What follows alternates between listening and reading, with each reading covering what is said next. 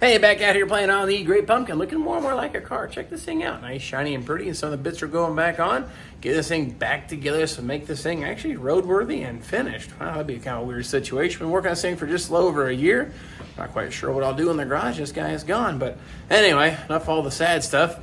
Last go around, put the door glass in these cars. Really not overly complicated. Didn't get into the adjustments yet, but got the glass set in and got it roughed in. Now we're going to poke our little quarter glass in here.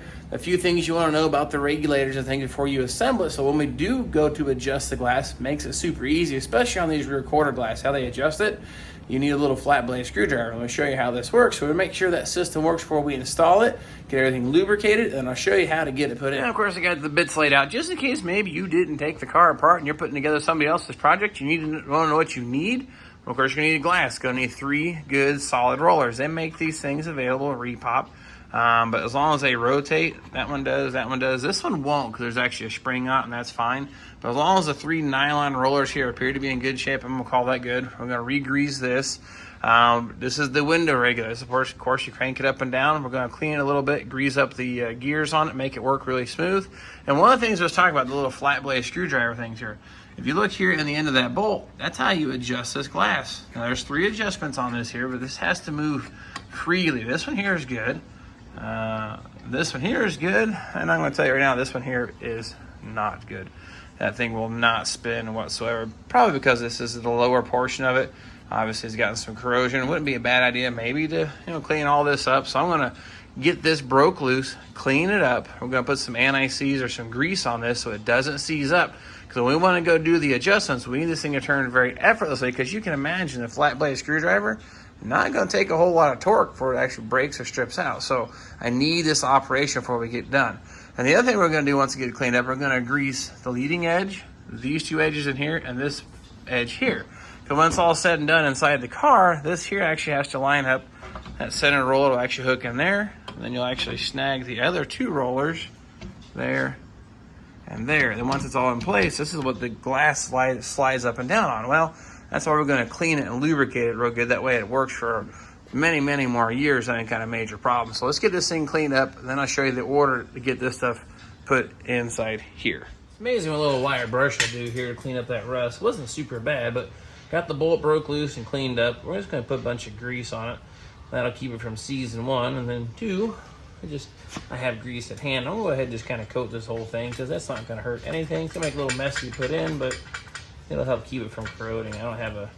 Don't want to wait for the paint to dry, because that's a whole nother problem. Paint to dry, then cover with some grease. So now again, this car is not going to see the weather, but the idea is make it as nice as we can. But look at this. Now I can turn this by hand. That's exactly what we're looking for. Now I have full adjustability of this glass once it's installed. Like I said, once it's in there, the only thing you got is just those little flat blade screws there to turn. So you gotta have those working pretty good. So now we'll go ahead and just grease this track system up really good. Cover it up pretty heavily. And we'll put a little bit of grease on the rollers. Then we'll get it put in the quarter panel here.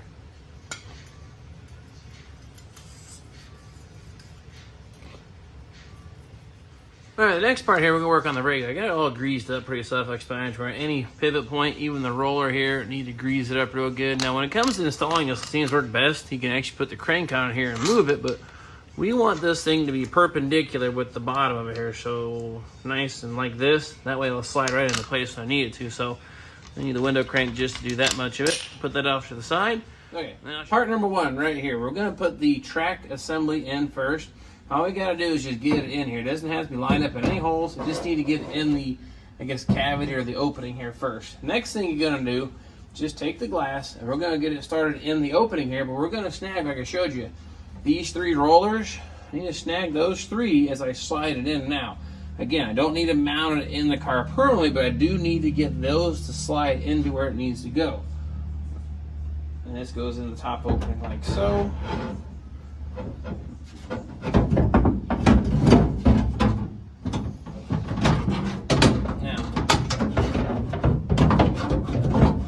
Center roller started first. All right, now what I've done, if you look inside here, see if I can sneak you in, but that back roller is on the outside of the track.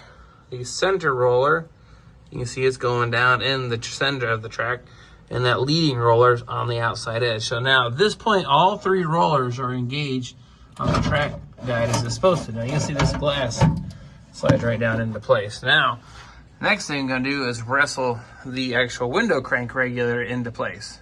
All right, now in preparation to put that in, what we're gonna do is grab this whole assembly. You'll see the studs line up here, here. There's one down at the bottom here too. There, pops through. Only start the nut on the bottom just a couple of turns. I need some slack to get the regulator tucked up through here. Now the reason that we clock this funny is, check this out. This will slide right into place here.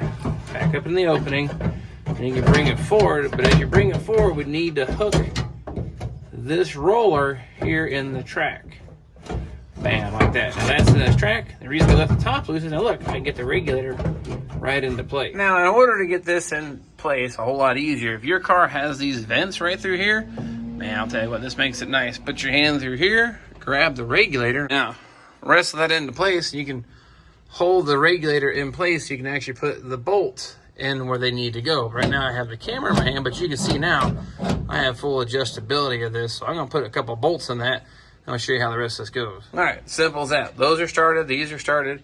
I got these two down here to start, but at least now it is all supported by the regulator, and we'll go ahead and get those things snugged up, so we'll test operation. All right, so at this point, these four can be secured down and don't need to come back loose ever for the actual mounting of the regulator to the inside quarter panel.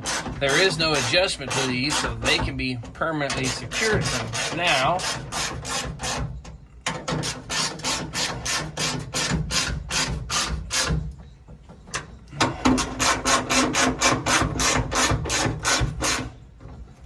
okay, now the rest of them here, I'm just gonna run them down just snug, because we still need to adjust the glass, but we can at least test the operation. And it should work pretty smooth, seeing how we took it all apart and greased it all up. All right, one more test of the operation here. It goes down nice and smooth. Goes back up just as nice. Now, of course, this isn't anywhere near adjusted properly.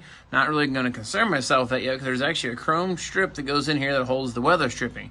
But I can't put that in yet until I put the vinyl top on. So next step is going to be vinyl top before we do the glass adjustment. Hey, so there you have it. Glass is installed on the Great Pumpkin. Both the passenger side and driver side windows in and operational. Not adjusted yet for the final fitment, but need to get the vinyl top on and put that chrome trim in here. And then I can actually put the weather stripping in, and then we will finally adjust the glass. We've got a few little things that happens first.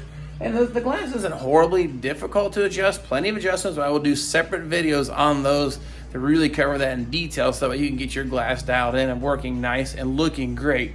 Now, of course, other side notes here, vinyl top. I've got all the stuff just about ready to do that. I got some special vinyl glue coming, so I got to redo the rear seam on it no matter what I did.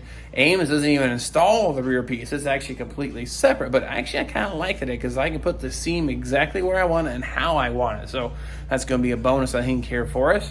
So I got the front bumper video, headliner video, so plenty of his little assembly videos on the home stretch here on the Great Pumpkin, but she's really starting to come together and looking super sharp. So, of course, you guys appreciate you following me on the journey here at the Vinyl Village Garage, but my buddy Louis Leon in Pennsylvania, first generation garage, he started doing his 68 Firebird build about the same time I started doing this one. We were kind of racing, side by side who got done first, but his needed just about the same amount of work as this one did. Frame rails, trunk floor, floor pan, lots of metal work, put the engine, transmission, everything. He's doing real good, but he got a little snag. He worked on his buddy's GTO, put a floor pan for the trunk in the back of that. So I put him a little behind schedule, but I know his friend greatly appreciates it, and now Louis playing catch up. But the reason I'm telling you all this is he's getting ready to spray his car into his garage just like we did here.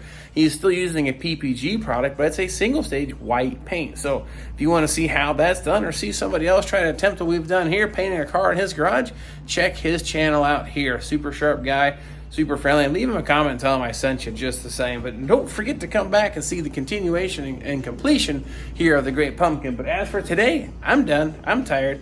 I'm filthy, dirty, and I'm hungry. So I'm going to wrap it up, grab the camera, and we will catch you guys next time.